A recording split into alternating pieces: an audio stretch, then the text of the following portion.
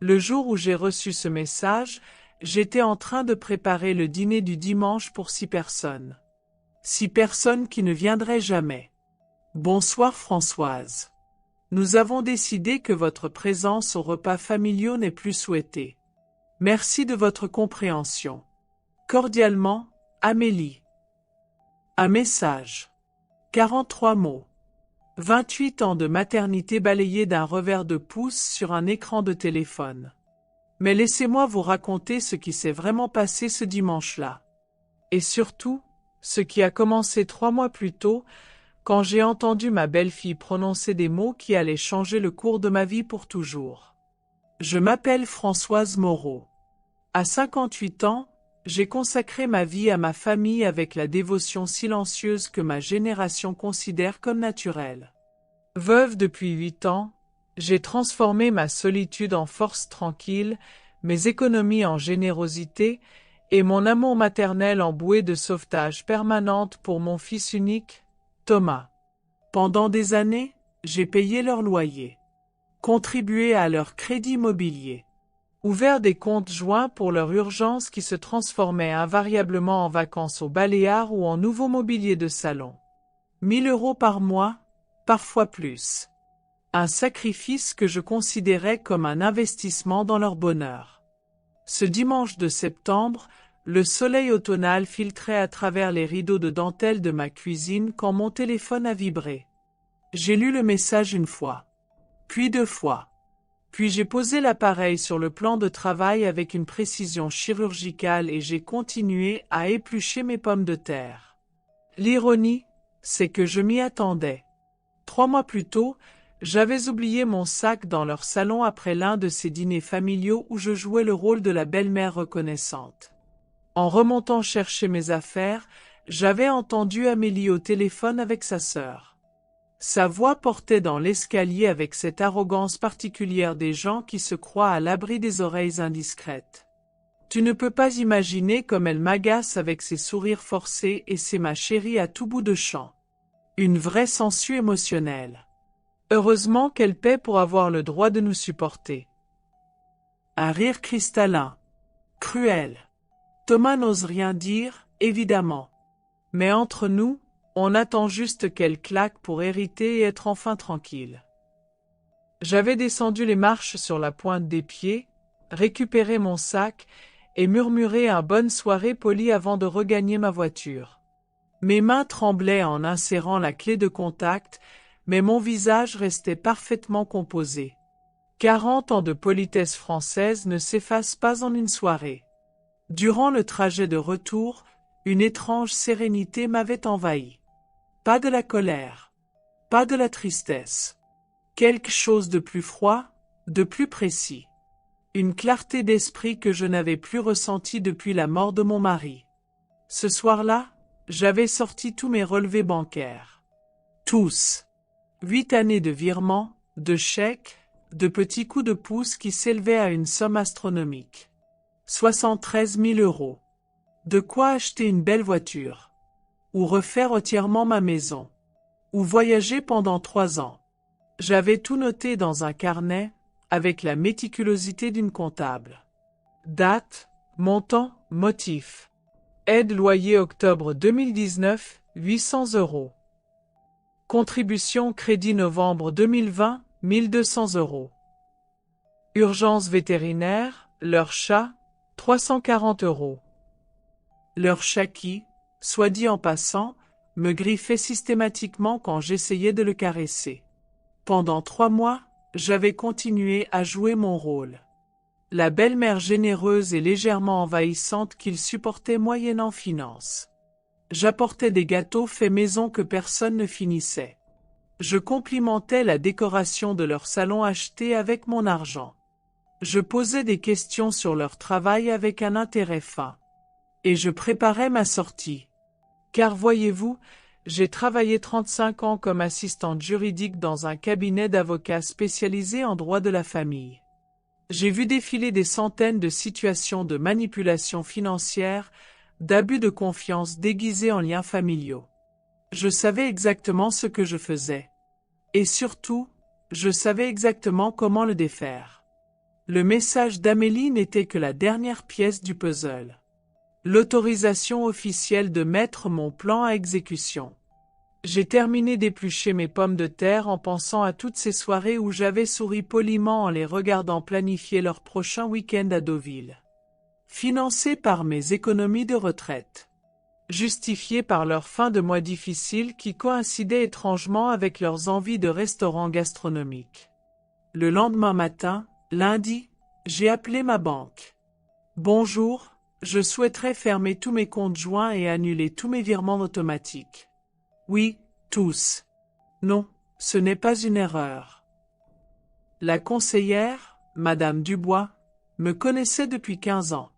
Elle a marqué une pause quand j'ai énuméré la liste des virements à supprimer. Madame Moreau, vous êtes certaine? Il y en a pour plus de 1000 € par mois? Certaine. Dois-je en informer les bénéficiaires? Non. Ils s'en apercevront bien assez tôt. Clic, premier domino.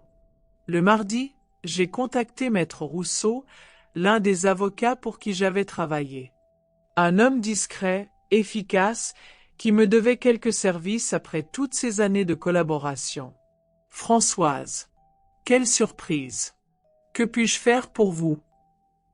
Pierre, j'ai besoin de transformer des dons familiaux en prêts. Rétroactivement. Avec intérêt. Un silence. Pierre connaissait ma situation familiale. Il connaissait aussi ma précision légendaire en matière de dossiers financiers. C'est faisable? Vous avez toutes les preuves de versement. Tout. Jusqu'au dernier centime. Et les bénéficiaires, ils sont au courant de votre changement de perspective. Ils le seront. Le mercredi, j'ai reçu le projet de mise en demeure. 8 pages de langage juridique irréprochable transformant 8 années de générosité maternelle en créances légalement exigibles. 73 000 € plus intérêt au taux légal. Payable sous 60 jours. J'ai relu le document 3 fois, sirotant mon café dans ma cuisine silencieuse. Chaque ligne était un petit miracle de précision légale. Chaque paragraphe, une leçon d'humilité différée. Le jeudi, Thomas a appelé. Maman, il y a un problème avec le virement du loyer. Notre compte n'a rien reçu. Sa voix était tendue. Pas inquiète, pas encore. Juste contrariée, comme on le serait par une erreur de distributeur automatique. Ah! Tu peux vérifier avec ta banque? Ils ont peut-être fait une erreur. Je vais voir. J'ai raccroché sans rien promettre. Mon café était encore chaud. Le silence de ma maison, délicieux. Le vendredi, nouvel appel. Cette fois, Amélie. Françoise, Thomas me dit qu'il y a un souci avec les virements. Nos factures tombent lundi, il faut absolument régler ça. Son ton était celui qu'elle utilisait avec les commerçants récalcitrants. Ferme, légèrement condescendant. Le ton de quelqu'un qui a l'habitude d'obtenir ce qu'elle veut.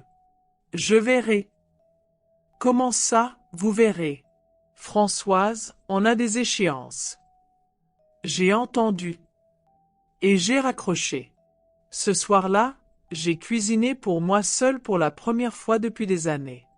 Un simple risotto aux champignons avec une bouteille de Bordeaux que je gardais pour les grandes occasions.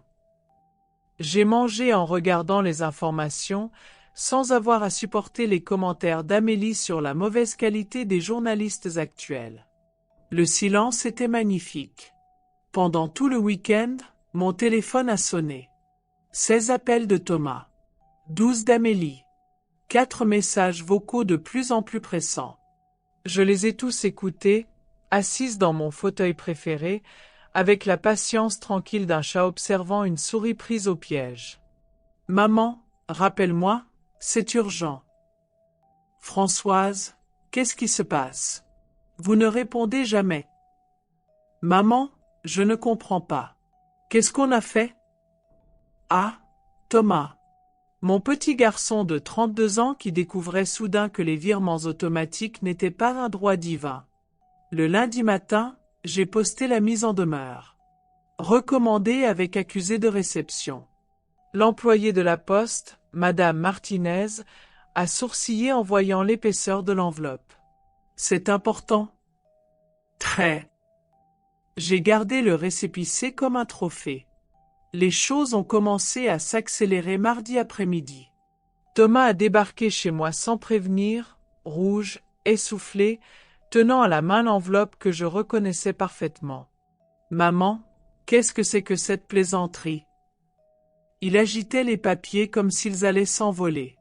Ses cheveux, d'habitude parfaitement coiffés, partaient dans tous les sens. J'ai remarqué qu'il portait le pull que je lui avais offert pour Noël. Payé avec l'argent qu'il me devait désormais légalement. Ce n'est pas une plaisanterie, Thomas. C'est une régularisation. Une régularisation? Maman, tu parles de 73 000 €. Avec des intérêts. Tu ne peux pas être sérieuse. Je l'ai invité à s'asseoir. Il a refusé, préférant arpenter mon salon comme un lion en cage. Un lion soudain conscient que les barreaux existaient. Très sérieuse. J'ai mis du temps à comprendre, vois-tu. Pendant des années, j'ai cru que j'aidais ma famille. En réalité, je finançais votre mépris. Notre mépris? Mais de quoi tu parles? Thomas, assieds-toi. Il a fini par obéir, s'effondrant sur le canapé comme un pantin désarticulé. Pour la première fois depuis longtemps, j'ai vraiment regardé mon fils. C'est très fatigué, ses yeux fuyants, cette manière qu'il avait de se tasser sur lui-même quand il était contrarié. Il ressemblait tellement à son père dans ces moments-là. Ta femme pense que je suis une sangsue émotionnelle. Silence. Elle attend que je claque pour hériter. Ses joues ont perdu toute couleur. Et toi, Thomas, qu'est-ce que tu penses? Maman, tu quoi? Tu ne savais pas? Tu n'étais pas d'accord? Ou tu trouvais simplement plus confortable de fermer les yeux tant que l'argent continuait à tomber? Il a ouvert la bouche, l'a refermée, a regardé ses mains comme si elles pouvaient lui souffler une réponse acceptable. Amélie, elle dit parfois des choses. Parfois, Thomas, ta femme me considère comme un distributeur automatique avec des sentiments. Et toi, tu as laissé faire. Les larmes ont commencé à couler sur ses joues. Pas des larmes de colère ou d'indignation. Des larmes de honte. Enfin, qu'est-ce que tu veux, maman? Que vous assumiez vos responsabilités d'adulte. Que vous payiez vos factures avec votre argent. Et que vous me respectiez. Et si on ne peut pas rembourser?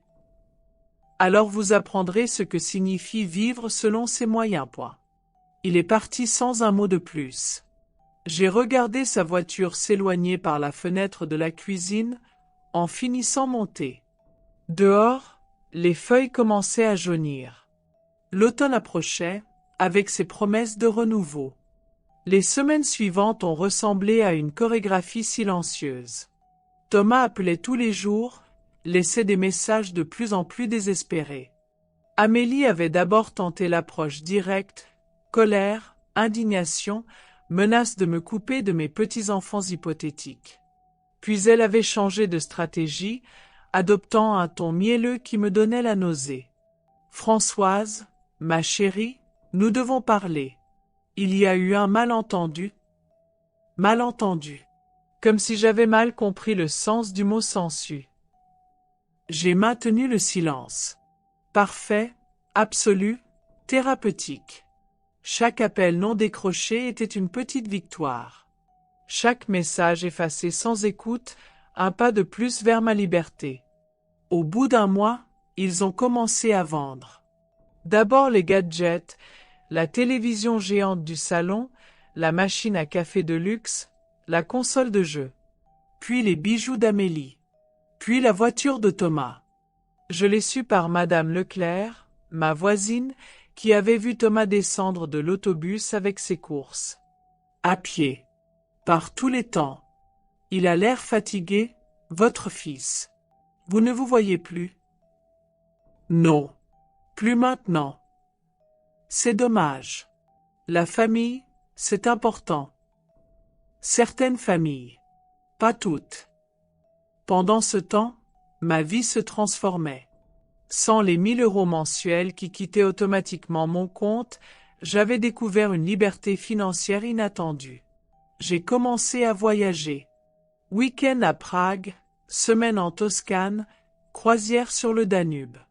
Des plaisirs que je m'étais refusés pendant des années par culpabilité de dépenser l'argent de la famille. J'ai aussi repris des activités abandonnées. Cours de peinture aquarelle le mardi. Club de lecture le jeudi. Bénévolat à la bibliothèque municipale le samedi matin. Ma solitude s'est muée en solitude choisie, enrichie, délicieuse. Un soir de novembre, en rentrant de mon cours de peinture, j'ai trouvé une lettre glissée sous ma porte. Pas une mise en demeure d'avocat cette fois. Une simple enveloppe blanche avec mon nom écrit à la main. L'écriture de Thomas. À l'intérieur, 3 pages manuscrites. Pas de justification, pas d'excuse en forme de reproche déguisé. Une reconnaissance pure, douloureuse, sincère. Maman, j'ai honte. Pas de nos difficultés financières, nous les méritons. Honte de t'avoir laissé payer le prix de notre confort. Honte d'avoir fermé les yeux sur les mots d'Amélie. Honte d'avoir transformé ton amour en obligation. Amélie est partie hier. Elle m'a dit qu'elle n'avait pas épousé un homme qui ne savait pas gérer sa mère. Bon débarras. Je ne te demande pas de nous pardonner. Je ne te demande pas d'annuler ta créance, nous la rembourserons, même s'il faut 10 ans. Je te demande juste une chance de redevenir ton fils. Pas ton débiteur. Pas ton obligé. Ton fils. J'ai relu la lettre 3 fois. Puis je l'ai posée sur ma table de cuisine et j'ai préparé 2 tasses de thé. Il était temps de décrocher le téléphone. Thomas? C'est maman. Tu peux venir? J'ai du thé et nous avons des choses à nous dire. Il est arrivé 20 minutes plus tard, échevelé, encore en pyjama sous son manteau. Nous nous sommes assis face à face, comme nous ne l'avions plus fait depuis des années. Vraiment face à face, sans écran, sans téléphone, sans Amélie pour meubler les silences de ses commentaires superficiels. Maman, Chut. Bois ton thé d'abord. Nous avons bu en silence. Dehors, la nuit tombait doucement sur notre petite ville de banlieue. À l'intérieur, quelque chose de nouveau naissait. Quelque chose qui ressemblait à du respect mutuel. Thomas, je vais te dire quelque chose d'important. Cette histoire d'argent, ces 73 000 €, ce n'était pas vraiment pour l'argent. Il a levé les yeux de sa tasse. C'était pour ton respect, pour ta reconnaissance, pour que tu comprennes que l'amour maternel n'est pas un distributeur automatique de services gratuits. J'ai compris, maman. Trop tard, mais j'ai compris. Alors voilà ce qu'on va faire. Tu vas rembourser cette dette. Pas parce que j'ai besoin de cet argent, mais parce que tu as besoin de la rembourser. Pour retrouver ta dignité. 50 € par mois, c'est ce que tu peux. Oui. Ça va être juste, mais oui. Parfait. Et en échange, nous allons reconstruire notre relation. Pas sur l'argent cette fois. Sur autre chose. Sur le temps, les conversations, les moments partagés. Sur l'envie mutuelle de se voir, pas sur l'obligation. Et si je n'y arrive pas? Si je ne suis pas assez bien? Thomas, tu es mon fils. Tu seras toujours assez bien. Mais tu dois décider qui tu veux être. L'homme qui laisse sa femme mépriser sa mère ou l'homme qui protège ceux qu'il aime. Cette nuit-là, nous avons parlé jusqu'à 3 heures du matin. De son enfance, de ses rêves abandonnés, de sa peur de me décevoir qu'il avait paradoxalement mené à me décevoir. De ma solitude après la mort de son père, de mes sacrifices silencieux, de ma colère trop longtemps réprimée. Pour la première fois depuis des années, j'ai eu l'impression de retrouver mon fils. Pas le débiteur reconnaissant, pas le mari dominé, pas l'adulte enfant perpétuellement en dette. Mon fils. 6 mois plus tard, Thomas tient ses engagements. 50 € tombent sur mon compte chaque premier du mois, accompagnés d'un petit mot manuscrit. Parfois juste « Tout va bien, merci pour tout ». Parfois plus long, racontant ses efforts pour reconstruire sa vie, ses nouveaux projets, ses découvertes personnelles. Il a déménagé dans un studio, vendu le reste de leurs biens communs, pris un second emploi le week-end. Il maigrit un peu, mais ses yeux ont retrouvé une clarté que je ne leur avais plus vue depuis l'université. Nous nous voyons tous les dimanches. Pas pour le traditionnel déjeuner familial avec obligation de sourire et de politique, mais pour de vraies conversations. Parfois nous allons au cinéma. Parfois nous nous promenons au parc. Parfois nous restons juste assis dans ma cuisine à boire du thé en parlant de tout et de rien. L'argent n'est plus jamais évoqué entre nous. Cette dette de 73 000 € qui nous empoisonnait la vie a disparu de nos conversations. Elle existe toujours, bien sûr, légalement et comptablement. Mais émotionnellement, elle s'est transformée en autre chose. En leçon d'autonomie. En chemin vers le respect mutuel. En rite de passage vers l'âge adulte véritable. Amélie a refait sa vie avec un homme plus ambitieux, selon les rumeurs. Un cadre supérieur qui peut lui offrir le train de vie qu'elle estime mériter. Parfait pour elle. Parfait pour nous. Moi, j'ai découvert les joies de la grand-mère que je ne serai peut-être jamais, mais de la femme libre que je suis redevenue. Mes week-ends m'appartiennent. Mon argent me sert à mes plaisirs. Mes conversations ne sont plus des exercices de diplomatie familiale, mais de vrais échanges. Et Thomas apprend, lentement mais sûrement, ce que signifie être un homme responsable. Un fils respectueux. Un être humain autonome qui ne confond plus amour et parasitisme financier. Ce dimanche matin, en regardant mon relevé bancaire, j'ai souri. Mon compte affiche un solde que je n'avais pas vu depuis des années. Mes virements automatiques ne partent plus vers un couple ingrat, mais vers des associations caritatives de mon choix. Mon argent aide maintenant des gens qui en ont vraiment besoin, pas des adultes qui refusent de grandir. Dans quelques heures, Thomas viendra déjeuner. Il apportera le dessert, acheté avec son argent, pas le mien. Nous parlerons de ses projets professionnels, de mes voyages, peut-être de sa timide envie de reprendre des études.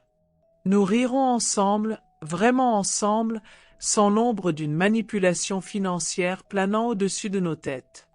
Parfois, couper les ponts est la seule façon de les reconstruire sur des fondations solides. Parfois, la meilleure leçon d'amour qu'on puisse donner à ses enfants, c'est de leur apprendre le prix des choses. Et parfois, à 58 ans, on découvre qu'il n'est jamais trop tard pour se faire respecter. Mon fils me doit encore 72 000 €. Mais pour la première fois depuis des années, il ne me doit plus rien d'autre. Ni faux sourire, ni reconnaissance forcée, ni présence obligatoire à des dîners où je n'étais pas la bienvenue. Il me doit de l'argent, mais il me donne son respect. Et croyez-moi, c'est un excellent investissement. Le silence de ma maison n'est plus lourd de solitude, mais léger de liberté. Et quand mon téléphone sonne maintenant, je décroche avec plaisir. Parce que je sais que la personne au bout du fil m'appelle par envie, pas par intérêt. C'est drôle comme un simple message de 43 mots peut changer une vie entière. Amélie pensait me congédier. En réalité, elle m'a libérée. Et pour ça, ironiquement, je lui serai éternellement reconnaissante.